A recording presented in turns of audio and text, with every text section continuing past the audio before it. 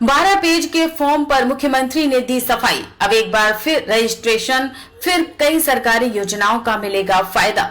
बुधवार 1 जुलाई को Netaji indoor stadium से मुख्यमंत्री शुभेंदु अधिकारी ने अन्नपूर्णा योजना की दूसरी किस्त जारी करते हुए राज्य के लगभग 1 करोड़ 10 लाख महिलाओं के बैंक खातों में 3-3 हजार रुपए ट्रांसफर किए। इस दौरान उन्होंने योजना से जुड़े कई अहम मुद्दों पर भी अपनी बात रखी। मुख्यमंत्री ने सबसे पहले 12 पन्नों वाले आवेदन फॉर्म को लेकर चल रही आलोचनाओं पर सफाई दी। उन्होंने कहा कि लोगों में यह गलत धारणा बनाई गई कि पूरे 12 पन्नों का फॉर्म भरना जरूरी था, जबकि वास्तव में केवल 4 पन्ने ही भरने थे। उन्होंने कहा कि एक बार आवेदन की जानकारी पोर्टल पर अपलोड हो जाने के बाद भविष्य में बार-बार फॉर्म भरने की जरूरत नहीं होगी। इसी डेटा के आधार पर केंद्र और राज्य सरकार की कई अन्य योजनाओं का लाभ भी पात्र लोगों को मिल सकेगा।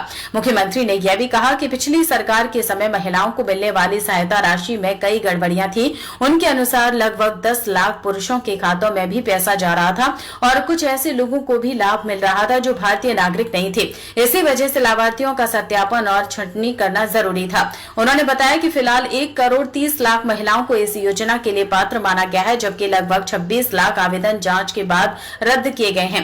मुख्यमंत्री के अनुसार पात्र महिलाओं के खातों में राशि बुधवार शाम तक पहुंच जानी चाहिए। उन्होंने यह भी स्पष्ट किया कि योजना के लाभ वितरण में किसी तरह का पक्षपात नहीं किया गया है।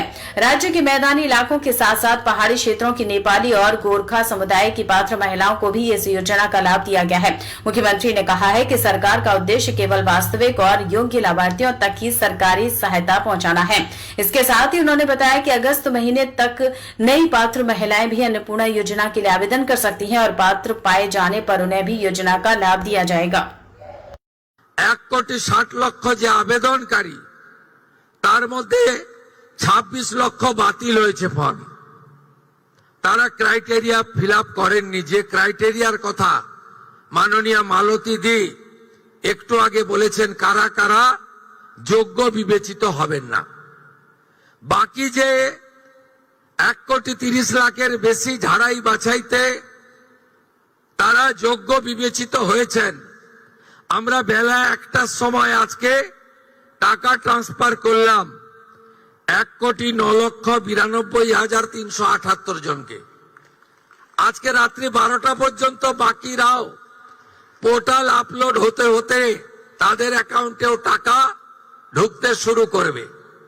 কারা যেন বলছিলেন না যে আগের সরকারের যে বরাদ্দ ছিল এই সরকার বরাদ্দ মাত্র 1000 কোটি টাকা বাড়িয়ে অর্ধেক বেনিফিশিয়ারি করে দিয়েছে। আমরা একটা বেনিফিশিয়ারিকেও বাদ দেব না। যারা আমরা বেনিফিশিয়ারি বলি না, আমরা বলি এটা আপনার অধিকার। আজকেই আমরা 1 কোটি ইতিমধ্যে 1 কোটি 10 লক্ষের অ্যাকাউন্টে ঢুকিয়েছি, যার মধ্যে আমাদের তফসিলি জাতি, শিডিউল কাস্ট মা বোন দিদি রয়েছেন 26 লক্ষ 63 হাজার 555 জন। আমাদের মূলবাসী আদিবাসী মহিলা রয়েছেন 49 লক্ষ 4 কোটি 93 লক্ষ 139, 5 কোটির কাছাকাছি, 5 লক্ষের কাছাকাছি। বেনিফিশিয়ারি ফ্রম হিল পাহাড়ি এলাকা দার্জিলিং, কালিম্পং, কার্শিয়াং ওখানকারও আমাদের নেপালি গোর্খা বোন এবং দিদি তারা ইতিমধ্যে অ্যাকাউন্টে পেয়ে গেছেন 1,22,628 জন। আমরা লক্ষ্মী ভান্ডারের যে 2 কোটির কাছাকাছি লাস্ট অ্যাকাউন্টে গেছিল, আমরা যখন সার্ভে করলাম আমরা দেখলাম 27 লক্ষ এমন লোকের মহিলার নাম আছে যারা ভারতীয় নন বা ভোটার লিস্টে নাম নেই।